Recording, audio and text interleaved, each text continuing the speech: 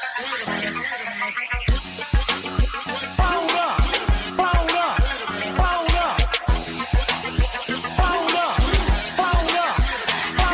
me get him where I fit in, homie. Let me get him where I fit in, homie. Let me get him where I fit in, homie. Let me get him where I fit in, homie. Who am I but a Dre Mac? Came into the game just to spit facts. Into the space that I'm in. They call me by the Drake cause I'm cold with the pen. I find no diamonds but I still shine. You can dig me cause my boy's mine. My tracks flame like a Dalude. I on the floor on my tongue, thinking this is warm blue. I'ma throw with a gas leak. Camouflage in the mist, but you smell me. One spark, then I bet you I'ma blow up. But throw my name around, get stupid, then you go dumb. No rest for the weary. A versus thinking in his man, but you can't see me. You rather drink than go pull up. I'm jerking knife through the game, homie. Let me get him where I fit in, homie. Let me get him where I fit in, homie. Let me get him where I fit in, homie. Let me get him where I fit in, homie. I came to eat at the a la carte. Got stripped of a bear, call me brainstorm. Then I come together like a Voltron. Then I pour all the planks, you use Decepticons. Straight rappers to retreats like Cobra. 80s they can float it like up in the storage and I'm E-man. Up, down, down, then I'm cheap. You a beast, man. I take a beating. Ninja Turtle rap, Turtle Clans get defeated. Hot in my ride, you can call me Night Rider. You can never stop me, cause I'm a guy bomb. Bad attitude like a rocket, my whole to the A, and I bet you can't stop us. LL bad, when I go and show up, you can hear the haters in the back. Let me get him where I fit in, homie. Let me get him where I fit in, homie. Let me get him where I fit in, homie. Let me get him where I fit in, homie.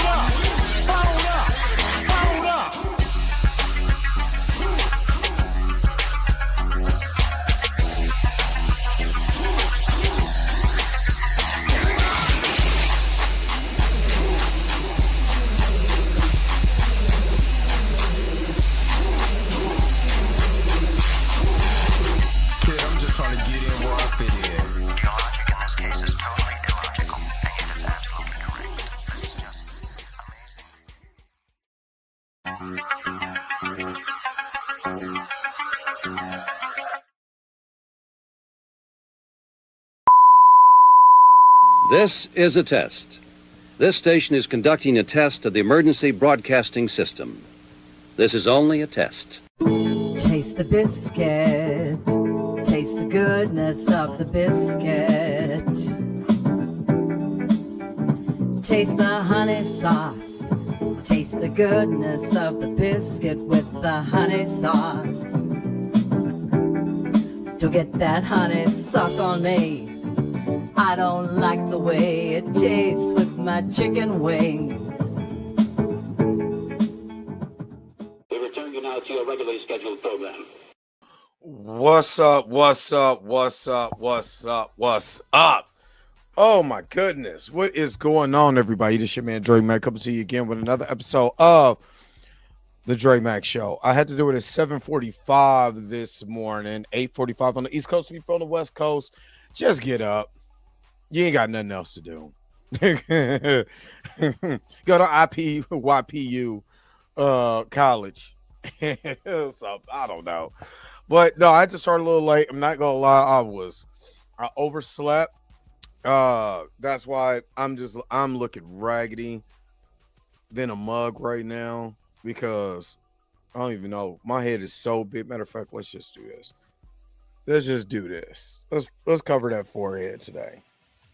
I ain't gonna lie, I am and I look stupid like that. And my head's so damn big. Let's do it. Let's start. Let's do this. There we go. Let me go. That looks a little better. There we go. trying to do this from the actual camera, looking at the actual camera, trying to get it together. Okay, I'm good. But no, I ain't gonna lie, I overslept. I was sleeping good too. I ain't gonna lie. I got off early, got in that bed, was sleeping good too. Alarm clock went off and everything. Sleeping good. And I don't know. My schedule was so off because of our job. And then next week I gotta work an extra 6 days. Five I work 4 10, so I think I gotta work 5 next week. Yeah, I'm just gonna say I'm tired. I ain't gonna hold you. I'm not gonna hold you. I wanted to keep sleeping. I ain't gonna hold you. I wanted to keep sleeping. But Miss Roberta was like, excuse me, sir, is there gonna be a show today? She didn't say it like that. Yeah. And I said, you know what I'm doing? I was actually getting ready now. I was trying to get it early, but trying to gather the information from the description. That's what takes the longest, and then creating the thumbnail.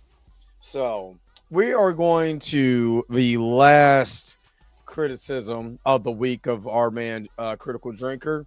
And somebody said, somebody came in my comment section from the bourbon. For one, y'all just do not like bourbon.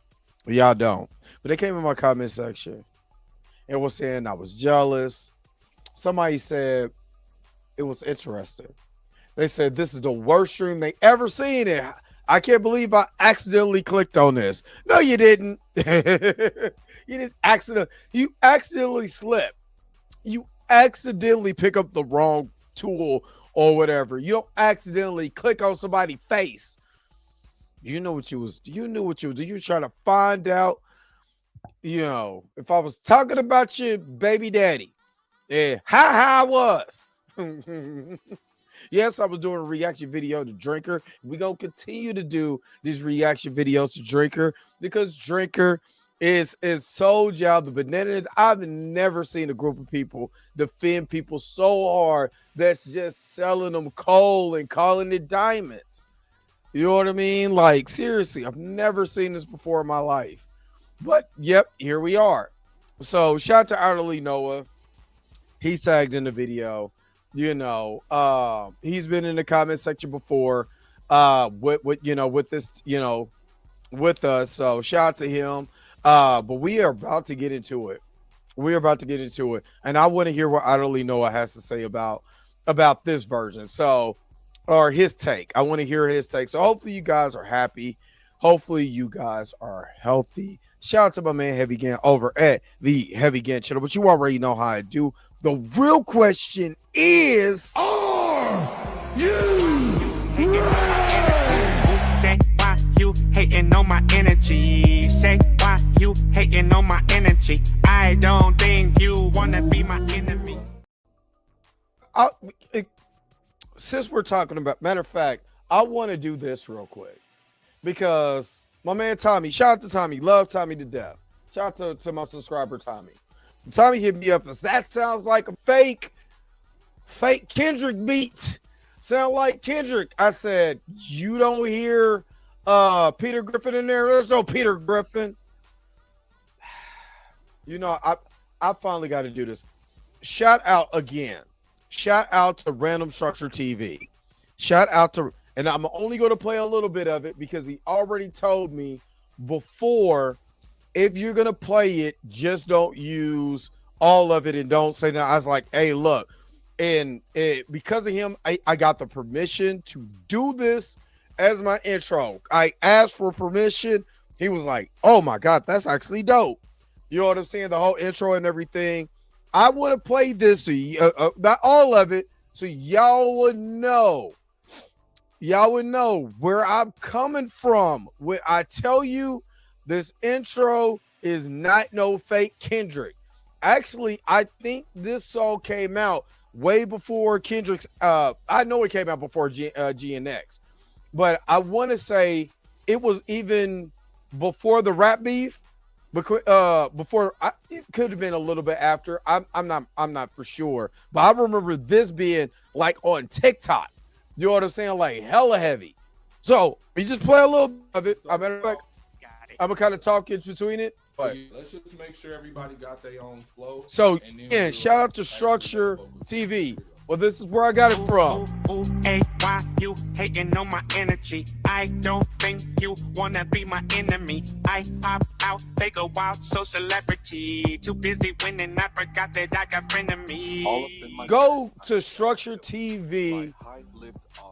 Hold on, matter of fact, so I can play it. Random Structure TV. Make sure that you go holler at the go check out this video because dude gave me the permission to play this for the intro, and just it was before the bass, but this is the hook.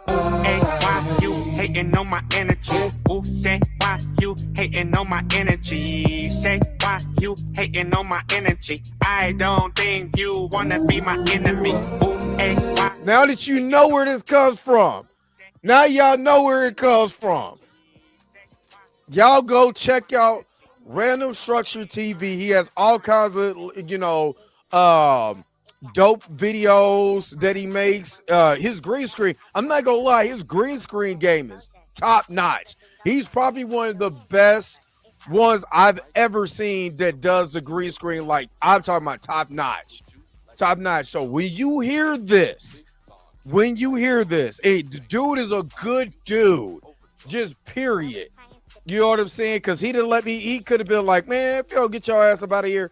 But he was like, hey, yo, you know what I'm saying? This is dope. I like it. I like where you kind of going with it. You know what I'm saying? Dude's green screen game is dope. Good dude, man. Go subscribe to the channel. I think I need to put, just him, the hook is made by, the intro is courtesy of, I think I need to put that in my description so you guys would know, or new people would know where I got this from. But yeah, my guy is dope. You know what I'm saying? But that's where I got it from. His green screen game is dope.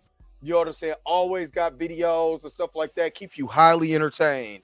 So make sure you guys are checking them out. That's all I'm saying. I didn't just say it ain't like I was on some fake Kendrick stuff. I had people hating on my energy. You know what I'm saying? I don't think you want to be my enemy.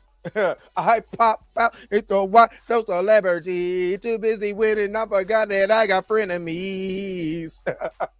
As well as dope. You know what I'm saying? The first time I heard it, I was like, oh, this is fire.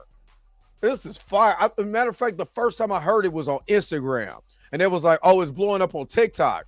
So I go to TikTok and see it. And it's almost like with Taste the Biscuits. You hear it once. I'm one of those people, if I hear it, then I gotta I put it in the back of my mind and be like, and it might take a while. I might talk about doing something. It's gonna take a while until that I got that time. Pow. You know what I'm saying? It do it. So yeah. You know what I mean? So yeah, dude is dope. Y'all know where it's at. Random Structure TV. Go check him out. Go check him out. He's dope. But you know who also to check out? Make sure to check out all the members of the crew. Because if you want to be a part of the crew, it's only a low price, as Erica D says, $2.99 a month. And let's go, man. Let's shout out the crew. Hold up. Wait a minute. Wait. Whoa. Stop everything you're doing. Go and hit that like button. I know this is probably your first time watching, and you probably enjoying everything. Stop fucking on the channel and go and hit that subscribe button so you never miss one of my videos or one of my morning live streams. And for only $2.99 a month, you know you can be a part of the crew. And shout out to all my crew members that been holding it down for Dre Mack and the crew since the beginning. All right, back to your regularly scheduled program, now in service. Go. Bye.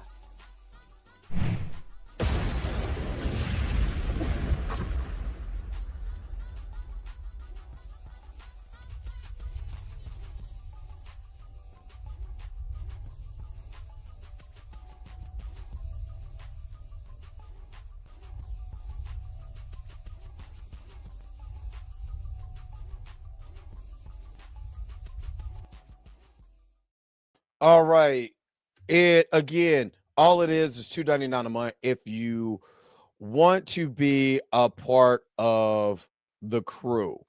And I was told to do this. It sounds bad. I'm gonna start putting my banner down. I kind of feel weird, but sometimes you guys do super chat. But if you want to super chat me directly, you want to bypass YouTube and just directly super chat. The ticker is in there. Directly to Cash App. Normally I don't do that, but I know we do. You guys do send Cash Apps, but if you want to directly, bless a brother, then send it to the Cash App, and I will still shout you out just like the we normally do with the regular Cash App. So yeah. All right, let me see. You know what? I didn't shout out who all in the house. Miss Roberta told me to get my behind up. It's time to get the show going. How you doing? It's the church auntie. She was like, show today. Come on, get up. You know what it is. Get up. Good morning. Tina, aka Minty Gazzle. What's up? Good morning. Q is up in the house. Good morning. Marley Mars in the house. Good morning. Oh, I got something for Marley Moore here in a second. So good morning. Miss Rock Kitty is up here. She be here on these Fridays though. What's up? Happy Friday, Miss Rock Kitty. Junior Network. What is up? Can't wait. Okay. Who's all? Hey, put it in the chat. Who's all dressing up for Michael Jackson? This guy here. This guy here. I didn't look for. I found the Letterman jacket that he wore when he was doing the fake movie that they went to go see in Thriller. I found the Letterman jacket, but I don't know if I want to dress up in that jacket or just come in the beaded with the beaded jacket with the shirt, there's some tight pants and some loafers. Y'all let me know. Y'all let me know in the chat. What y'all doing? Somebody said this chat was whack too. So they said, "Oh, your live stream is horrible. I don't know why I did this. Oh my God." So show them how horrible we can be. Xavier Phoenix, what up? The X-Man, what's up? Good morning. Sheed is up in the house. What's up? My man Sheed is up in here. He's like, where my biscuits? What's up, Tori? He said another 2 hours. Hey, you called it last time. It was 2 hours. You called it. So, hey, look, I guess we got to do it. Hey, that's what we got to do, right? Alvaro Rodriguez, good morning. What up, Sharita? She was like, do I put the butter inside of the biscuit or on top? No, put it inside. What up, Sharita? That's AKA Butter Biscuit.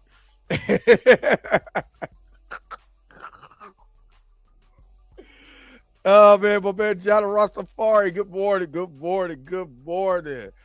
Oh man, Priscilla is up here. Good morning. Sister Pam is up in there. Hey, Sister Pam. Good morning. Oh man. Hey, look, I'm being real. Hey, look. Let me tell you something. I got a new mattress a couple months ago. You know when you get a brand new good mattress, and after you didn't had a old mattress for a long time, I got a hybrid mattress too. Ooh, jeez, boy, I am not lying. Ooh, that mug, boy, it be getting me. Appreciate it appreciate it. Thank you. I'm just saying, the early bird was gonna get me. You right. The worm was going to get the early bird. Because man, that bed was feeling comfortable. Oh man. Aisha, what is up? Good morning. TGI Fridays. Let's get some drinks. Oh man. I'll try to tell you. You got it? Did you get it? At the a la carte. If you know where I got that bar from, then you super goated. I'm gonna tell you where I got it from. If you watch The Last Dragon, he told he told his henchman, go get what was her name? What was Vanity's name in was it Veronica? I forgot. But he said, I'm going to he said, we're going to eat a la carte. Like, wait a minute. You're going to eat a la carte? Why would you do that? Why would you just give her a dinner? So I was like, if I'm doing 80s, and say I'm an 80s baby, I'm going to give you all 80s references throughout there. So the 18 references, Knight Rider references, Transformer references, Inspector Gadget reference, all of them are 80s references. So when I say 80 baby flow, I'm like, go Gadget go, pin and sword, then I'm an E-man, up, down, left, right, I'm cheating. Contra code, 80s reference. I don't want to toot my own horn, but I got bars, son. Oh yeah, they be hating. They be hating. Oh man, exactly. They accidentally clicked though. I should play. I should show you what. I'm gonna let them live. I will let them live. No snoring on my. Oh no, I'm fresh. I'm good. It is. And okay, before we get to everybody else, Chadwick Boseman does get his he's going to be getting his Walk of Fame. So shout out to the late great Chadwick Boseman is getting his star on the Walk of Fame. So shout out to him. But yeah, J. Carter. Yup. Grifters, man. It just takes one to make something stupid. And then there we go. Erica D, what's up? Good morning. Now that sounds like a pregnancy excuse. It's they don't want to feel dumb for falling for the grip. It's evident. It's evident. Puma Lee, what's up? Good morning. Roberta said, get the likes up. Yeah, it was before the beef, and it's dope. It is dope. I just love his the way that he did his video. It's just with all the characters in there. It's dope. And the green screen looks so good. That's what makes it so dope. You know what I'm saying? Peter over, yeah, he dropping bars, son. Yeah, I mean. Oh man. Calico, what's up? You know. But see, Q, I gotta show him sometimes. You know what I'm saying? I gotta show him up. You know what I'm saying? That's it. I gotta show him up.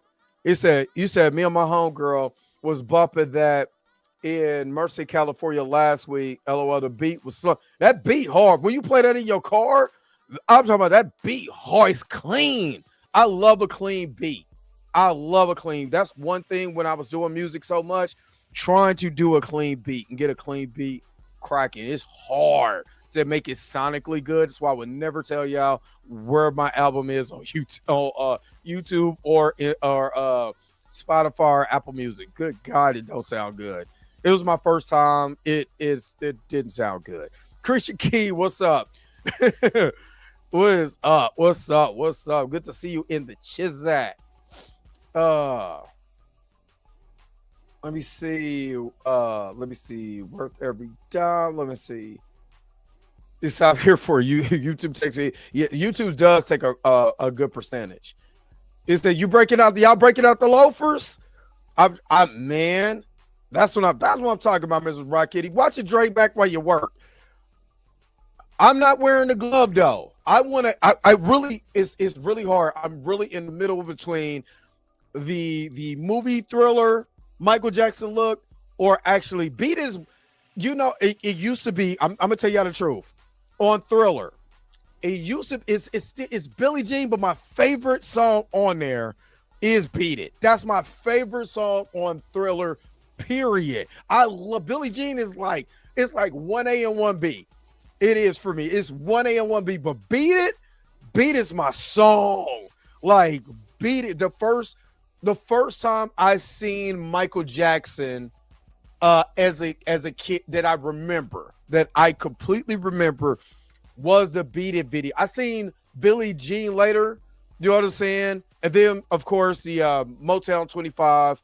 But my first that I remember, I was like 3.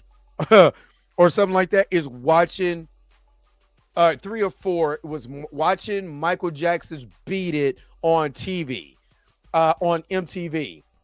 And that's if I had the jacket. So I'm really close to doing that with the shirt with the keyboard on it, some pants and the loafers. I'm trying to tell you. I'm coming. I'm coming dressed like Michael. Y'all I wish I could take all of y'all with me to the movies. I'm trying to tell y'all. We will have so much fun. We'll have so much fun. I'm trying to tell you. Robert D, the admin, what's up? What's up? What's up? Good morning to you. Again, smash that button like these grifters smashed them biscuits. Tyra J, what's up? What's up? What's up? You got the piano shirt? I want the piano shirt, so I'm about to go buy it. I'm telling you, I'm buying that mug before we go. I'm trying to tell y'all. And I'm gonna hop off my bed one day and be like, beat it. Oh, Michael scared the hell out of me. He came from a full sleep and got up. He was ready for that smoke. What up, wavy things? What's up? What's up? What's up? Who said this chat is where I think mama and daddy the same person? The grifters hate me, son. I ain't gonna lie. New pillows, new mattress, man. Oh my god. Oh my god. Yeah, Enrique, the grifters hate my guts. Good. Andre, what's up? Drop it, biscuit, butter my biscuit. Drop it, twist it, butter my biscuit. Oh my god. Oh Lord. All right.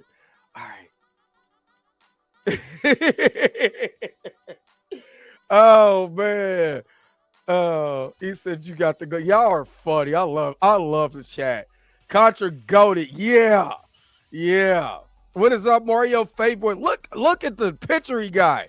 Look at Luffy and Goku. That's what's up. Vanity Lord Charles. Yeah. Lord Charles. That's right. Lord Charles. I could not think of her name for nothing. I couldn't think of her name for nothing. I used to just finally fully heard the line. It was like, okay, Dre, I see you. Yeah. That was the line. It said, we're living in a time where people are double and triple. We remember the movie Idiocracy? I really think we're in there right now. I think we're in Idiocracy. Seriously. I really do. But yeah, so shout out to Chadwick, man. Chadwick deserved that. Chadwick deserved it. It said, I don't think I could go that far. I don't think I could pull that off. I don't think I could pull that off.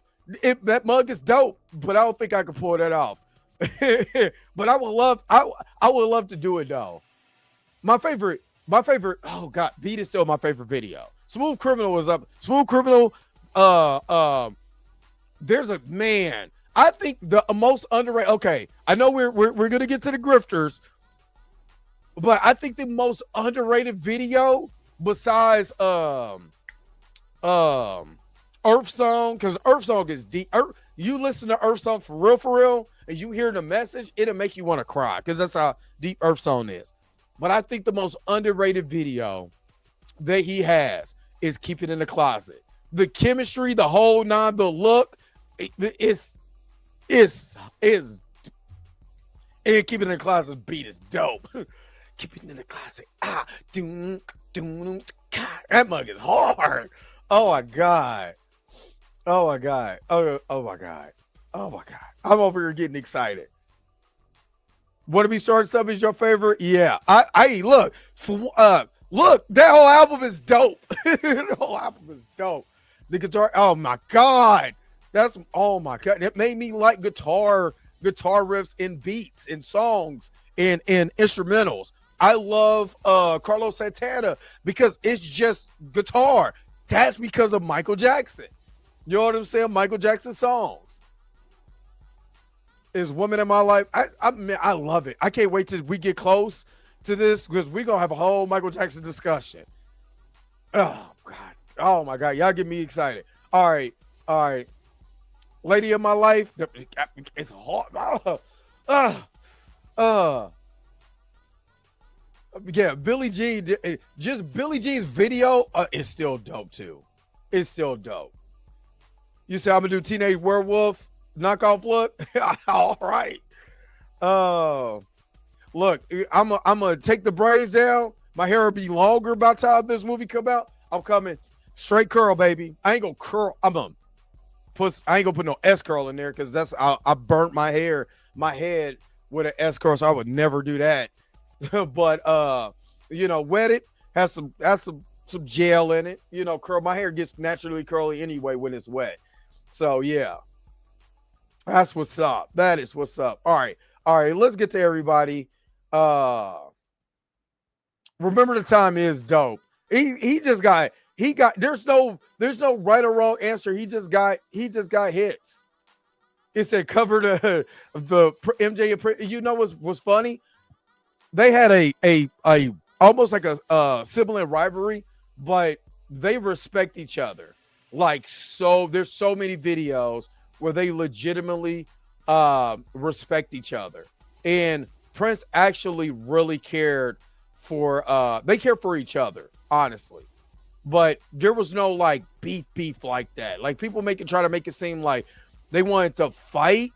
No, they just had they were the top artists of their time. And you got to understand, Prince is a savant when it comes to music. Michael was a savant in not as far as like instrument playing, but the way that his mind worked for creating music. And Michael was one of the best. I'm gonna take that back. Michael's the best businessman in music history. He learned from Chuck Berry. He learned from Little Richard. He learned from all those.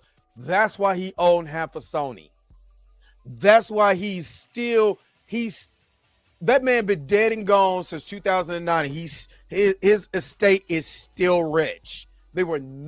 He made a completely generational wealth because his business savvy in the business, learning under Berry Gordy, and being under his wing, and learning from just other artists. No, I honestly, and I've always believed this, they were mad because you've never seen a black man be that business savvy in a world where they literally try to take your money. Like seriously, they try to take your money. So, yes, and if you go to my shorts, me and my son a couple of years ago did a video to Michael Jackson's Moonwalker of the arcade game. And trust me, it's there. All right, let's do this. We got to transition. Let me take a quick commercial break, and I'll be right back with more of the Dre Max Show. The Transformers will return after these messages. Are you going down? Then you gotta know the best way to go. On the down low. Damn, you banking like that, and you come over here with a biscuit meal, man?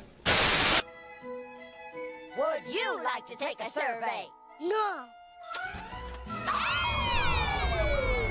Elevator go down the hall. It's you! It's you! Whoop-de-doo! We are talking about the same girl. Okay, well, what do we do? Fight a duel or something? Well, I don't know. Maybe,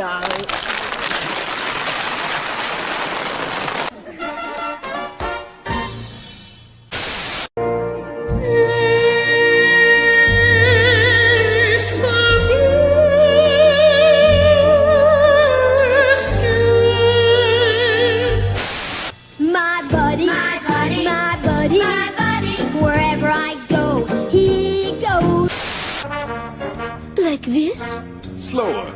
Bend over. Studman, what's going on?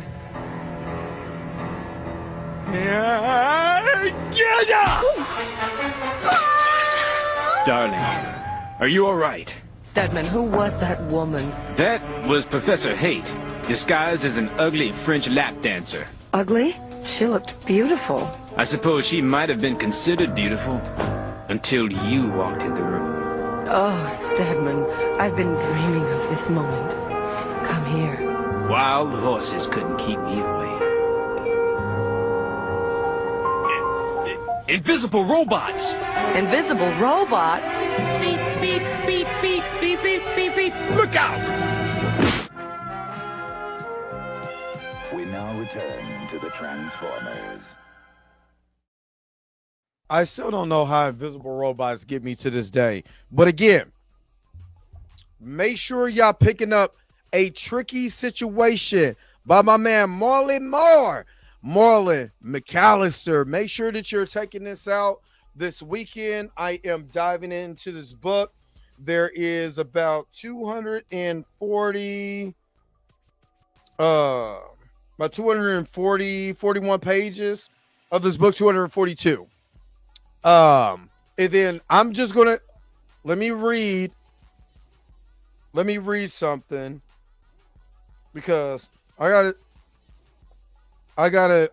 This is acknowledgments. So I got to read something. What's up, Dan the Man? What's up, D Stezzo? What's up? So Marley Moore wrote, I'm reading from the book, right? Reading. Y'all see the book. Right. Special thanks to Dre Mack. You are awesome. Everything you do makes me want to taste the biscuits. Every time I get up in the morning, me and my wife have no problem doing a ritual where we play the Taste the Biscuit song while dancing and watching your live stream. Please be up at 7:30 in the morning because I'm here early, but we appreciate all that you do. Again, thank you for buying this book. Your man, Marley Moore. And that's what he wrote in this book. And I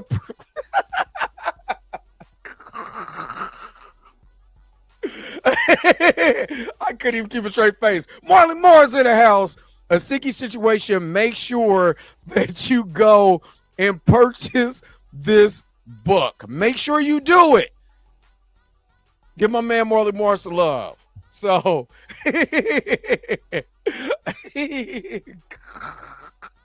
all right. What's up with the informant media? Oh my God. So yeah, make sure you guys are checking out my guy. All right. I'm one of those. I'm one of those people. If you have something I can support, most definitely you getting supported here on the show. Most definitely, bar none. I love showing love to my people. So all right, let's transition over. Oh my God. Oh my God. But yeah, shout out to my, I ain't gonna lie, I got tears. Something is wrong with me. I'm sorry. Not Enrique said this has gone too far. Oh my God. All right. Chat, let's keep it up. Country State Media, what's up? No, he's not a thinker. He's a drunker. He's just a grifter. It's a critical grifter. That's what we need to name him, critical grifter. He loves, throwing this crap out, and that's where we at. All right. Dan the Man, send it to me on Instagram or send it to my Instagram. It said now it's in a book. They all go to want to fight you. All right, let's go. Who boldly gushed over the film's humanization of the Predator and a possible romantic relationship with a f***ing android. Stuff like this is why women's fiction should be banned. What you just said is one of the most insanely idiotic things I have ever heard. Everyone in this room is now dumber for having listened to it. So just recently, Predator Badlands just released in theaters, and surprisingly, against all odds, actually ended up waking up the box office after an incredibly slow October. No joke, this October was the absolute slowest for the box office since... Like, remember when Smashing Machines was supposed to be up there as a critically acclaimed movie for The Rock, and it fell on his face? I still ain't seen it. I'm probably going to see it once it hits digital. If it hits like HBO Max or something, I'll watch it then. But I was going to go to the movies to go see it, but everybody's like, it's a snooze fest, and we're not really dealing with him or any MMA or for real. So I'm like, why would I watch that? I could just watch the documentary on YouTube. So, but yeah, it's been slow. Tron, I didn't even want to go see Tron Legacy or whatever it was anyway, and that fell on his face. So yeah, Predator Badlands did wake it up. I agree right there with Otterly. And shout out to Otterly Noah too. 1987, which really is not a good thing and kind of shows that theaters are unfortunately not as popular with audiences anymore. Or at least not to the degree they used to be before the pandemic. But thankfully, Predator Badlands seems to have revived the box office for November with a $40 million debut. This is also a much needed return to box office form for Disney, especially since October was a pretty bad month for them in particular, given Tron Ares and Springsteen Deliver Me From Nowhere were both major flops. Especially with Tron Ares, I think you can draw a pretty apt comparison between that and Predator Badlands, since they're both Disney movies that take a classic 80s IP that has a very distinct formula to it, and take that formula in a completely different direction while still staying very faithful to the original films. I'm about to say, what hasn't Disney owned Tron throughout its duration? Put it in the chat and let me know, because I'm not really a big Tron. I'm not a Tron guy. I'm just being honest with you. I'm not a Tron guy. So just let me know in the chat. Does Disney own Tron? Has they always owned it? Put it in the chat. Let me know. Miss Roberta with the $5 super chat. Unfortunately, brain cells do not register. Oh my God! See, that's what I'm talking about. We you know what we doing early in this video. We are already gang banging.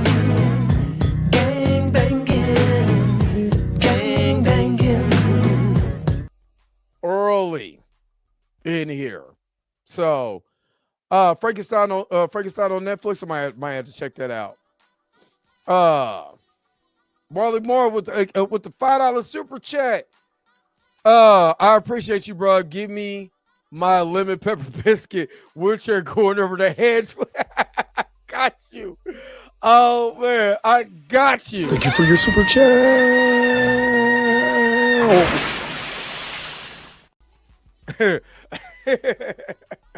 Thank you so very much for the $5 super chat. It's no problem at all. I love reading, so I can't wait to dive into this book and see what's going on.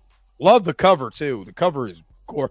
And I told you my short film will be out next year. Don't have a time frame, but it will be out next year, and it's going to be a noir. It's going to be a noir film. So just got to give you guys that heads up. All right, let's keep going. Let's keep. You said, imagine a Return of the Jedi without Luke and Leia. That's Tron Ares.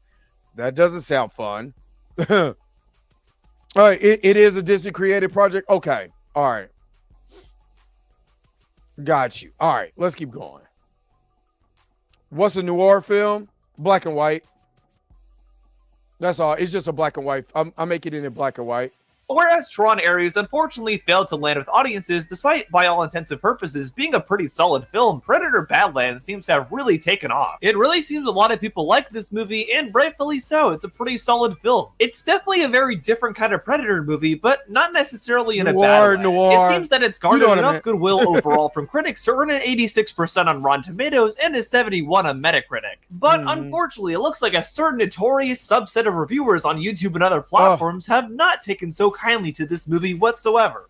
Do you see it's the usual? So look at this doofus. It's the usual suspects. You know what I mean? That I mean, just look. Does this look? If you, I wish I could screenshot. I should screenshot this, but just That's the person you want to get your review from.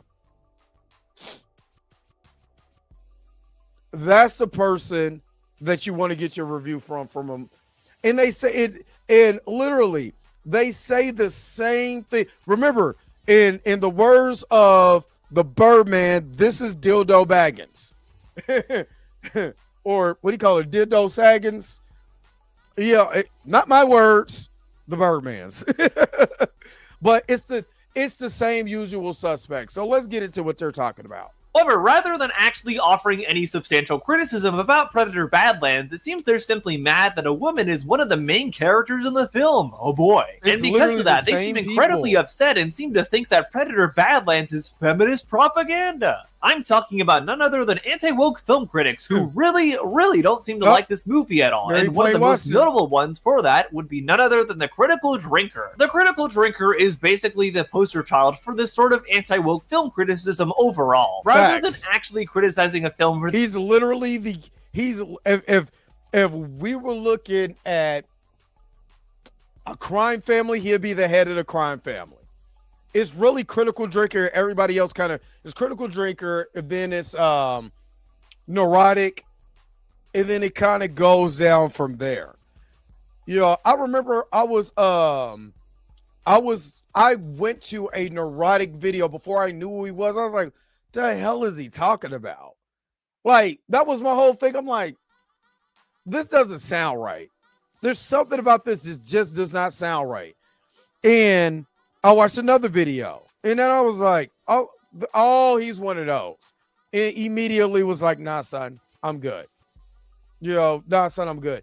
I just don't really understand why people get invested in this grift type videos. I just don't.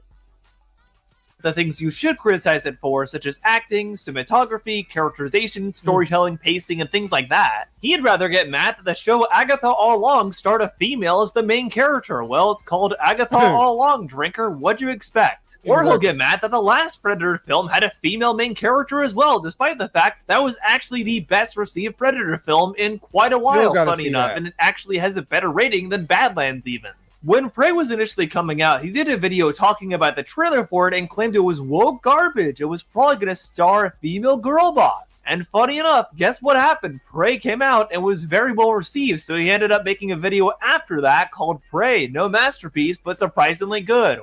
Why when we grew up in the era where with quote-unquote female girl bosses, all of a sudden that's a problem? From Terminator to Predator to a lot of movies, the Cynthia Rothrock movies in the 80s and the Michelle Yeohs and all of that. Why all of a sudden now that's a thing? Oh, because you can get paid for yelling at it. You can't just yell at your TV and get paid for it, but now you can yell at a computer screen and get paid for it as long as you got a camera attached in front of it. That's it. It's dumb. He said, yeah, I seen that. Now they're tripping about Brie Larson being in Mario. Like, we're mad at Super Mario. The Super Mario's woke now because of Brie Larson. Get the out of here. Golly. Wow, shocker. It's almost like you shouldn't go into a film with the exact same talking points every time and actually offer a real analysis of it instead. Gee, who would have thought? It's also funny because the exact same things that he tried to knock the Prey trailer for and call it woke propaganda as a result of are actually the exact same things that he gave praise to the 1988 Mulan film for when he was reviewing the live-action version. See, the original actually took a pretty balanced and realistic view of the subject of women serving in the military. Animated Mulan wasn't particularly big or strong or good at fighting because that wouldn't be realistic given her background. She was his voice. Oh, God. Oh. Actually kind of clumsy and unsure of herself, and she had to work extra hard just to keep up with her male counterparts. But the difference here is... Yo, hold up. You know the reason why I hate takes like this? So this will be real.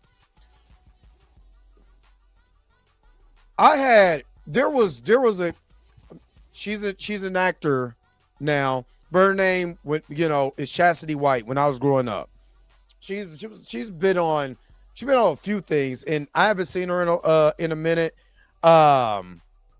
She kind of went far.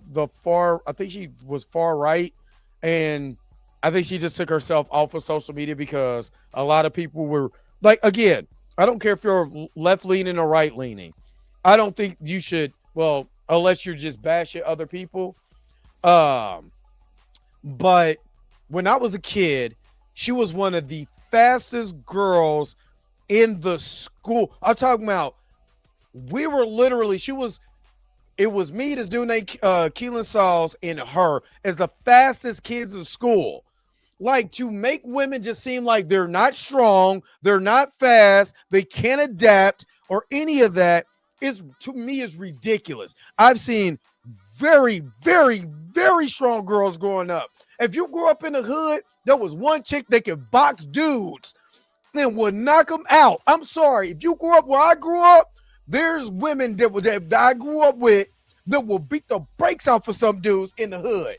Like, seriously, stop it. That's why a Baby D is portrayed in a Friday, because there were women like that will literally beat the brakes off of. It is what it is. You know what I'm saying? Like, come on, dog.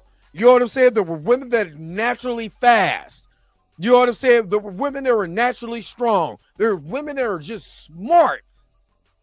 To make them seem like that is so unrealistic is you could tell where these people grew up at. You could tell where these people don't live in a reality. They live in a bubble. They don't live in a reality where they seen just other things, other cultures or whatever, and they will rather see a woman subservient than the woman see them as their equal. That's why they come from a rib from a man. You know what I'm saying? Because they're equal. They're not in front of us, and they're not behind of us. They're next to us. Shout out to all the beautiful women out there. They're next to us. So to act like women that's you. Dude, I know women in the hood that'll beat the brakes off of him. They will literally beat the whole entire dog brakes off of him. You know what I'm saying? And wouldn't think twice. And he couldn't do nothing about it. You know what I mean? He couldn't do nothing about it. You know what I mean? Carissa Shields. Carissa Shields looks and talks like she can fight. You know what I mean? Sha'Carri Richardson looks like she's fast. She looks fast. You just look at that bill and be like, I'm not running from her. I'm not outrunning. I can't. She'll catch me. She looks like she can run. You know what I mean? So to act like women are just, you know what I mean? Judah Vision. In the bricks, there's women out here that can box.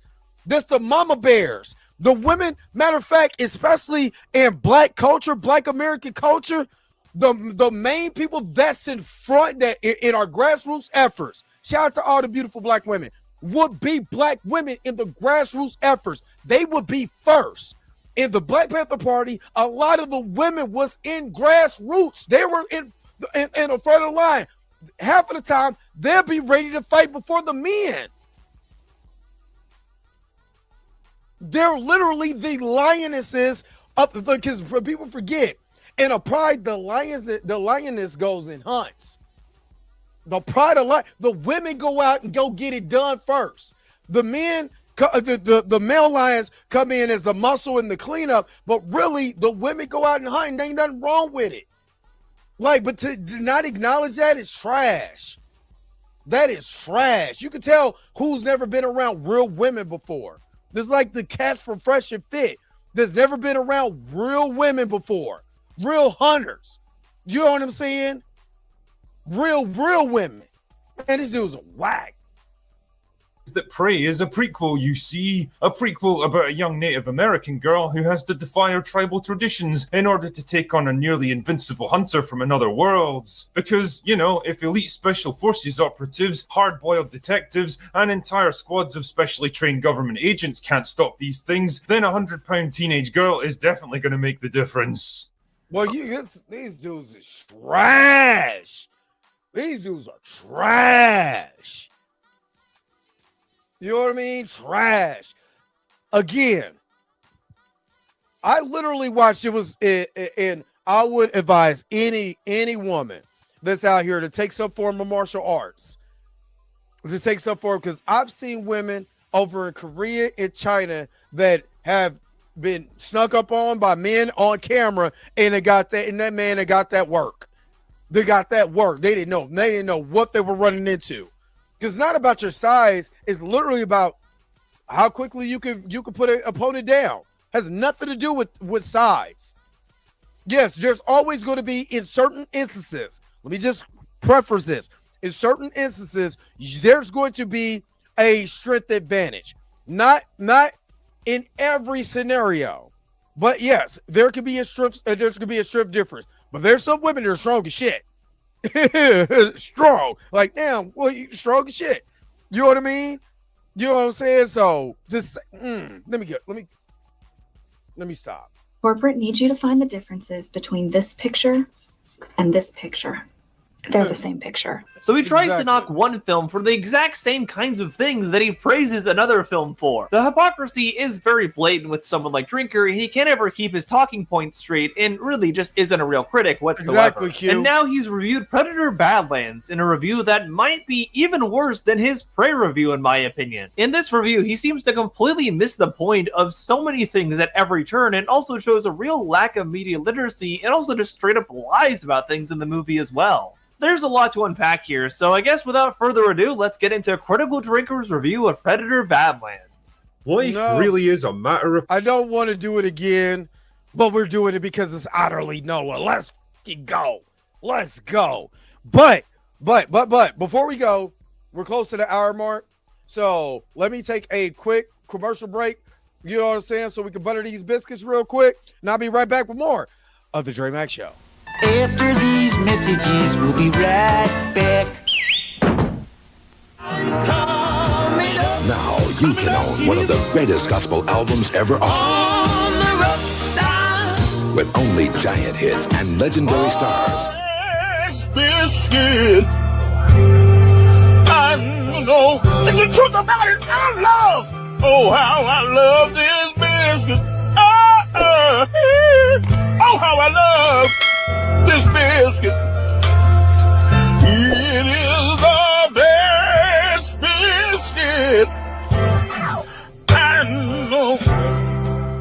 This treasury is not sold in stores, and when you call the toll-free number now, you also get another entire album of all-time gospel favorites. We now return to the Transformers. All right, let's keep going.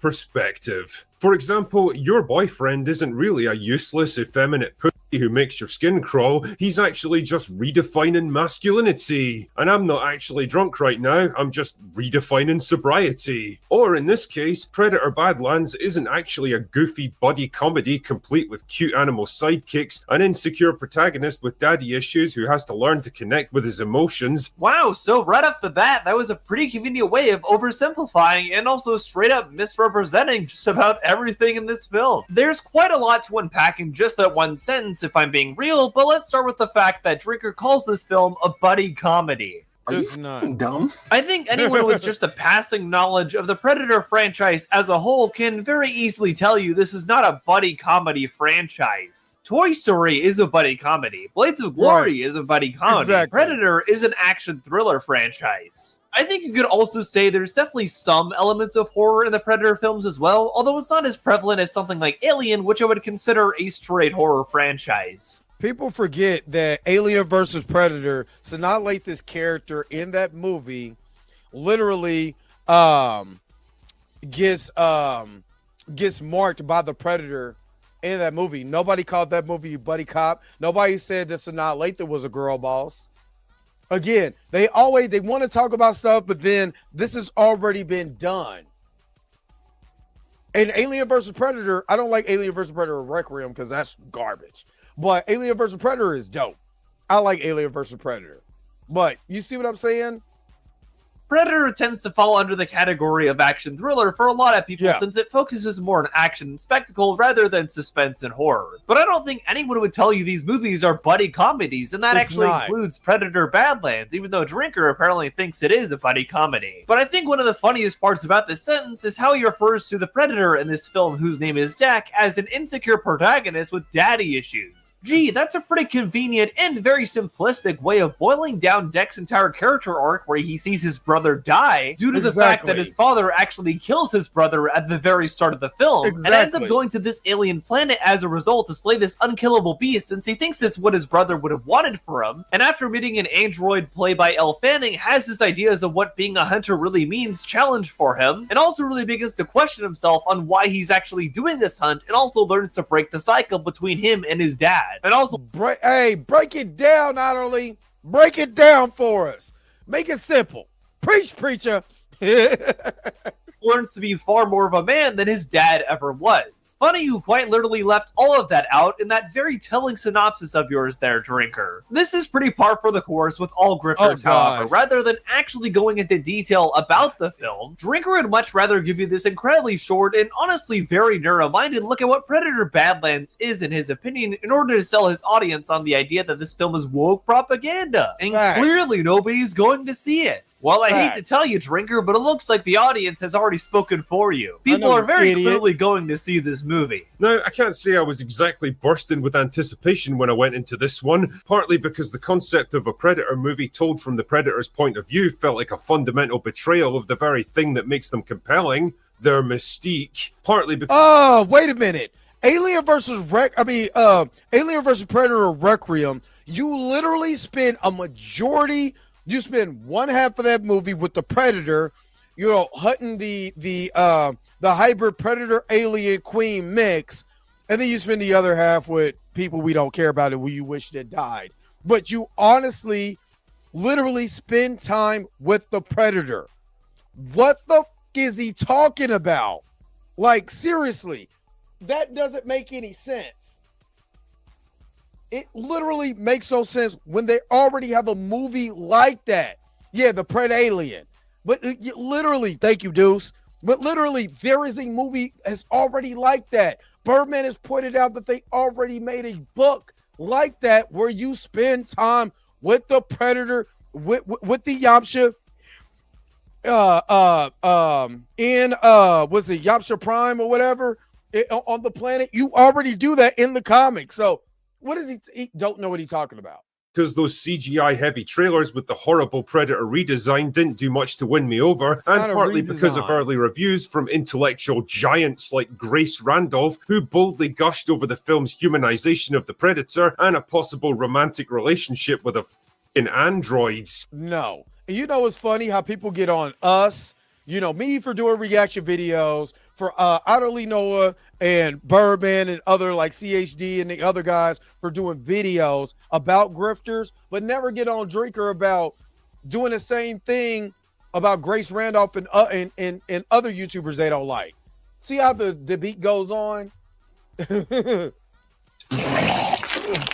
Stuff like this is why women's fiction should be banned. So I'll let you take a guess here. Do you think the Predator actually gets into a romantic relationship with Elle Fanning's android character in this film? If you said no, then ding ding ding ding, you're correct. And unfortunately, Drinker inevitably is very wrong. No, the Predator does not get into a relationship with an android in this movie. I don't know where he got this from, but Deck and Thea are quite literally just platonic friends throughout the entirety of this film. Heck, Deck he calls her a tool, and she becomes useful to him in the hunt, and he starts to understand, hey, you kind of been betrayed too, so let me help you. It's basically, you know, I scratch your back, you know, you scratch my back, I scratch yours. That's kind of where it becomes to in this story.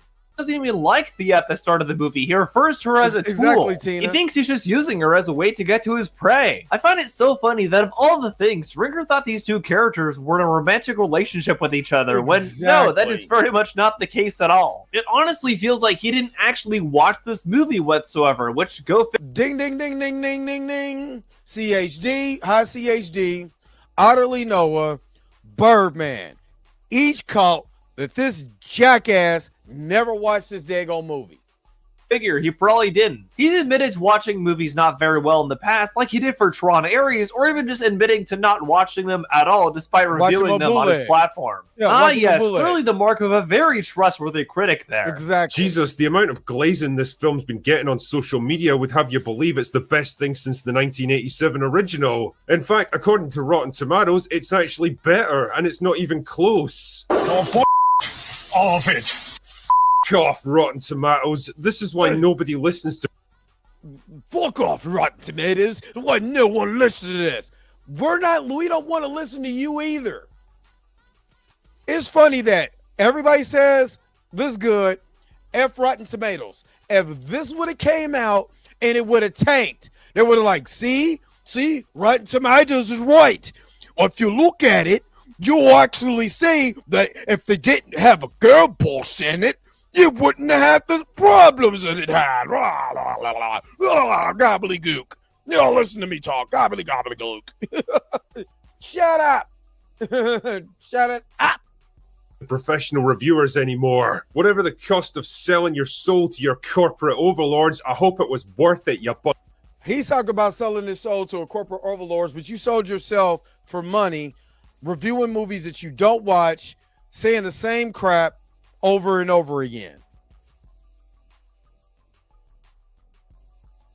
Don't nobody feel like that's ironic?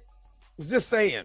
Bunch of dicks. Anyway, let's talk about this unholy union twixt Predator and Disney, shall we? The movie kicks off on the Predator homeworld, which funnily enough looks almost exactly like the other planet where the bulk of this film takes place. Hats off for the imaginative environmental design, chaps. Anyway, for that reason, I'm going to call it generic alien planet number 1, because that's all it is. Like literally. Unless you were watching this on the worst bootleg possible and your internet wasn't working like mine wasn't working, what was that, Monday? Then this is where you would get this at. There is a complete difference between, as you can tell, he used 1, 2, 3 movies because you can see it blurred out right there so he doesn't get in trouble. But you can literally tell the difference between Jenna and Yautja Prom. You can literally, and this is just a place on Yautja Prom. When he talks about the redesigns of the aliens, that's just like saying all of us, because we live on planet Earth, should all look alike.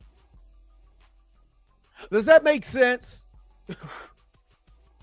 Not really. The 2 planets this film takes place on are actually shown to be pretty different environments, that being the Predator homeworld and also the planet Jenna. The Predator homeworld is shown to be a very hostile and barren environment with plenty of rocks and jagged edges all around, and being a very desert-like environment in general. The planet Jenna, on the other hand, where Deck is actually hunting his prey, is actually shown to be pretty much the complete opposite. It's shown to be incredibly lush and lively, with a wide variety of different plant and animal organisms living on it. But despite its welcoming appearance, it's still a very hostile planet, and you can tell they had a lot of thought put into each of the organisms that live on this planet in general. Even things like caterpillars are dangerous on this world, since if you pick one up, it'll actually turn into a mini nuke. And there are also plants that'll shoot needles at you to paralyze you as a sort of defense mechanism. These 2 planets are incredibly different from each other, so I'm not really sure how Drinker didn't really pick up on any of this at all, since it's shown pretty clearly throughout the film.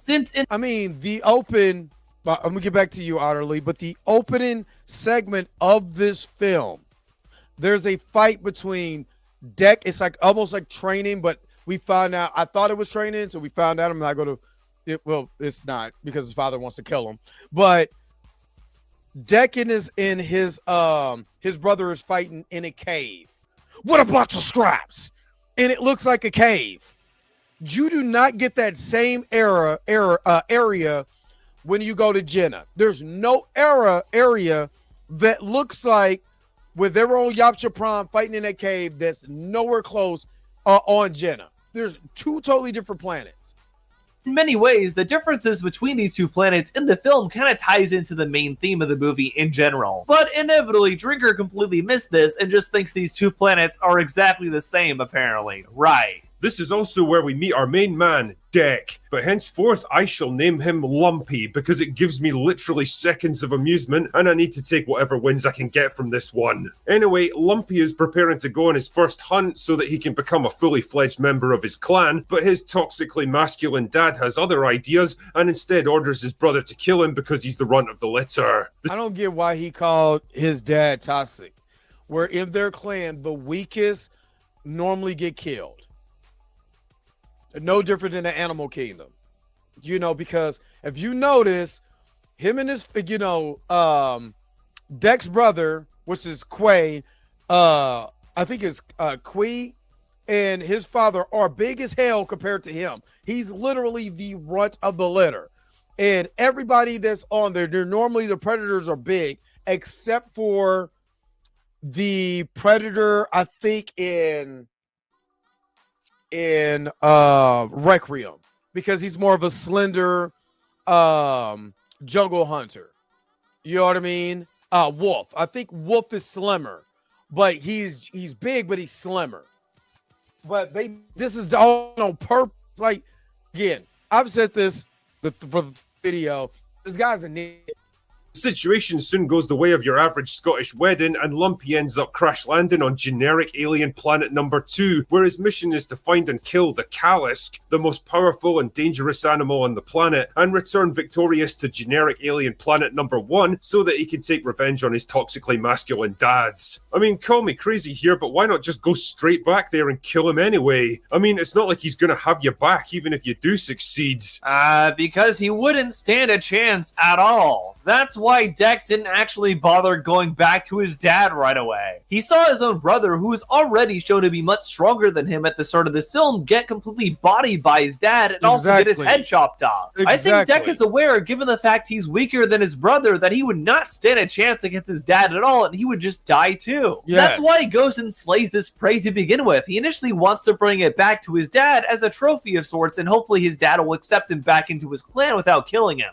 However, throughout the course of the film, he kind of realizes that it's not really worth sucking up to his dad, who doesn't even like him anyway, and decides instead to just hone his skills while here on this planet and go and kill his dad instead. That's shown pretty clearly throughout the entirety of this film, so I'm not really sure how Drinker missed this at all. It seems despite Drinker's giant forehead, he can't actually retain any sort of sense of media literacy behind that skull of his whatsoever. Hold on, wait a minute. Whatever. You know what? I can't talk because my forehead is big. Otterly Noah can talk about my forehead in the next video. Bum, bum, bum. No. And they're talking about toxic masculinity, and we literally get up, and it's a famous scene of Dutch and Carl Weathers' character, you know, meeting each other, but like, you son of a bitch, in the most manly handshake on the face of the planet. Come on, dog. Just go with it so that the rest of the plot can happen. So generic alien planet number 2 turns out to be a hostile, danger-filled hellhole where literally every animal, plant, and object wants to kill you. It's a bit like Australia, except the locals are more friendly. Anyway, this is where Lumpy runs into quirky android lady who was part of a Weyland-Yutani expedition to the planet until her team got attacked and torn apart, literally, by the Kalisk. Oh yeah, and she can speak fluent Predator. How? Don't know. She makes some vague reference to other predators visiting the planet and talking to her, which makes no sense really because Lumpy's brother specifically said they don't go there because they're all afraid of the Kalisk. Wow. He never said that in universal translation. You hear Yamcha, everyone hears their own language. How is that?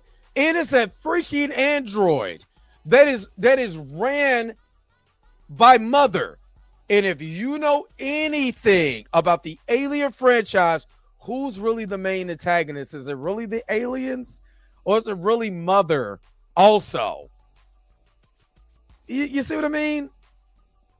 You really weren't paying any attention there at all, were you, Drinker? What Deck's brother says about that planet is that their species doesn't currently go there because some have come in the past and they never came back. So what that means is that yes, some of their species actually have been there before. Also, I feel like this should be incredibly obvious, but Thea is not speaking Deck's language, at least not in a traditional sense. She's using her universal translator function as an android to be able to communicate with Deck and be able to be understood by him. The movie literally has her say this up front. Were you just not paying any attention at all? This better universal translation. You hear Yautja, others hear their language. Also, I mean, literally, it's so funny that High CHD, Birdman, and Otterly Noah pulled up the same clip. And you're telling me that Critical Drinker could not? No, it doesn't go with its narrative. It doesn't go with its narrative. You know, and you said what, Torian? You said with how this movie ended, wait till Mother comes. He will really do the girl. Oh my God. Exactly. What are the chances that they'd land right in the very location where she just so happens to be and Exactly, not just immediately kill her? This is legit just nitpicking. Drinker knows he doesn't actually have anything to criticize or deconstruct about this film, so he's just complaining that two characters happen to end up at the same location. This is a pretty common tactic for grifters overall. Instead of actually criticizing any real part of the film or piece of media that they're covering, they'll often just nitpick things when they can't actually find anything to criticize. Which, given the fact they always want to complain about everything and often complain about media that others find generally pretty good, they often end up nitpicking a lot. Shocker. Exactly. Anyway, pretty soon they strike up a deal. Quirky android lady will help him find and kill the Kalisk if he'll take her back to her base camp so that she can be repaired and rescued. And many wacky shenanigans ensue. They're even joined by a cute little alien named Bud who wants to be part of the gang as well. I hate so much about the things that you choose to be. Okay, so what? I love Otterly's clips. I think Otterly has the clips. Birdman has the quips. I love reacting to both of these. I do. Otterly, you know, because I know you're gonna come back and watch this. Keep this up, dude. This is pure entertainment. I love it. Blue, what is up? Big Dog Blue in the Magnificent Crew. What's up? What exactly is bad about Bud's appearance in this film? You didn't really elaborate on that at all. If Drinker had said something like he didn't feel like Bud actually contributed anything to the film, spoiler alert, he does, he's the son of the prey that Deck is hunting, then while that still would have been a completely BS claim, it would have been a lot more than just simply saying, oh, he's a cute alien and I don't like that, and then leaving it at that. Because that's exactly what he does here. He doesn't actually elaborate on why Bud being a cute alien is a bad thing whatsoever. He just brings it up once here, then moves on to his next talking point without actually elaborating. Drinker is putting... Because if he elaborates, that gives his audience to think. And you already know, thinking for his audience is hard. Because a lot of these people say the same things. When they come to match, everything is the same line. They hate me. You're stupid. You don't know what you're talking about. Drinker's smarter than you. Drinker has more subscribers than you, and you're just mad because you don't have any yada yada yada whoop-de-doo. And even less effort with the grift on and I got told that I was childish in my comment section. I feel so happy.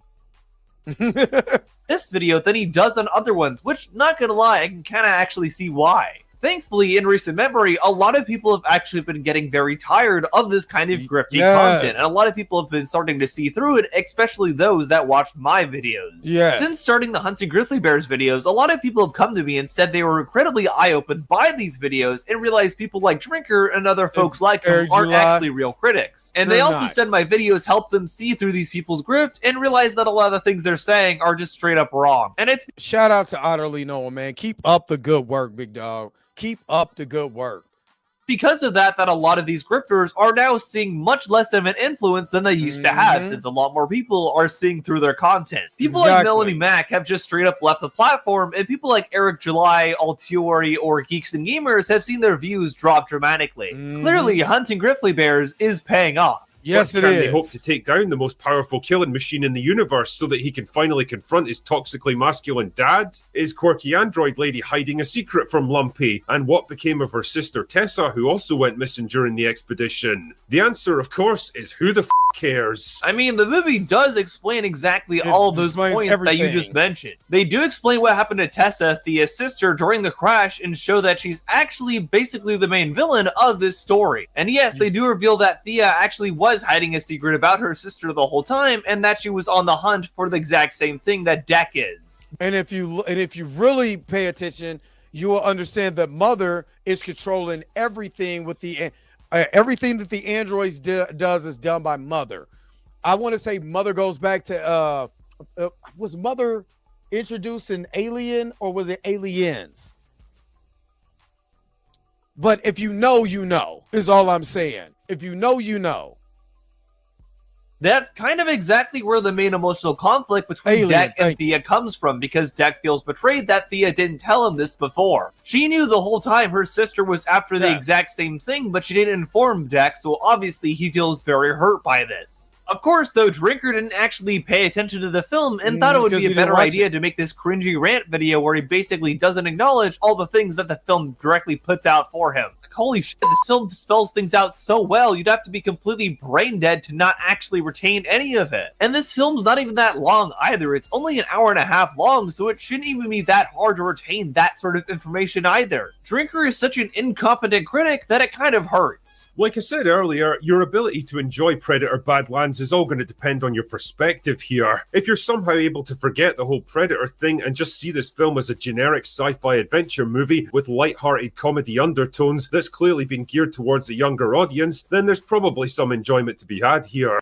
You know, the only thing that I don't like about that tone is that, now, if you grew up in the 80s or 90s, there is so many rated R movies that companies geared towards kids when it came to toys.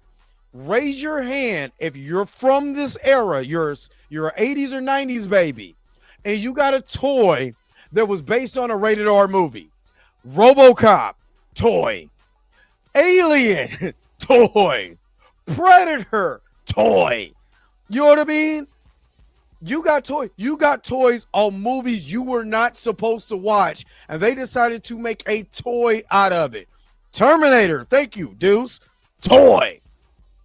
It's so when people say things like that, it makes me think that they have no idea how marketing goes, because you have to create a new audience. The way that you create a new audience, it gears it towards kids. There's going to eventually grow up and going to be invested in the franchise, but you have to introduce it in the way so they can have some nostalgia. So when the next franchise starts, they're old enough now to watch it. This is just an entry point because it's PG-13, which I was listening to. Shout out to damn, I was watching them last night. Spoiler Kings. Shout out to my guys for Spoiler Kings. I was watching them last night, and I think that was one of the subjects that it was one of the subjects because I commented on it. This being not as gory as it could have been because of synthetics. I was like, well, this is a great entry point for kids. And what I mean by kids, I'm not talking about 7 or 8 year olds. I'm talking about literally 11, 12, preteens, all the way to teenagers. This is the entry point to it where they can be able to get the Predator, but not get all the blood and guts and the gore until the next movie goes out and they feel like that audience that they target at that time is now old enough to be able to take on watching the movie for themselves. And now they're invested because here's your entry point. Maybe here's a toy or two. You know what I'm saying? For the kids who still collect the toys. Me, entry point. That's the reason why I got so many Transformers in TMNT toys, because it's an entry point. Now you created a fan for life. Now this is literally how they sell crack. You start them young, and forever they'll be hooked on your product. Let's keep going. The visuals are mostly fine. There's fun little action sequences to keep you RoboCop amused, a likable underdog protagonist with a clear emotional arc, and a well-worn but still effective central theme of friendship, loyalty, and redemption. That's all very nice. And on that basis, Badlands more or less works as a slightly dumb, undemanding, but reliable sort of movie that doesn't ask too much from its audience. Here's the problem, though. It's not a generic sci-fi adventure movie. It's a Predator movie, and that name comes with some pretty important expectations. You don't walk into a Predator movie looking for a quirky buddy adventure with cutesy animals and family drama any more than you'd walk into a Saw movie looking for a romantic comedy. Not really, because if you actually watch this film, the comedy actually isn't really that frequent at all. This film, for the most part, plays itself pretty seriously since, like I said before, it's not a buddy comedy, it's an action thriller, just like every Predator film is. But funny enough, even just on that merit, Drinker is actually wrong about everybody expecting this film to be just like every other Predator film. Because, shocker, the marketing already made it very clear this is going to be a very different kind of Predator film, given it's the first one to actually star a Predator as the main character. This film was already setting itself up to be a very different take on this franchise from the get-go just by that merit alone. Yeah, they should have had Blue. They should have Vin Diesel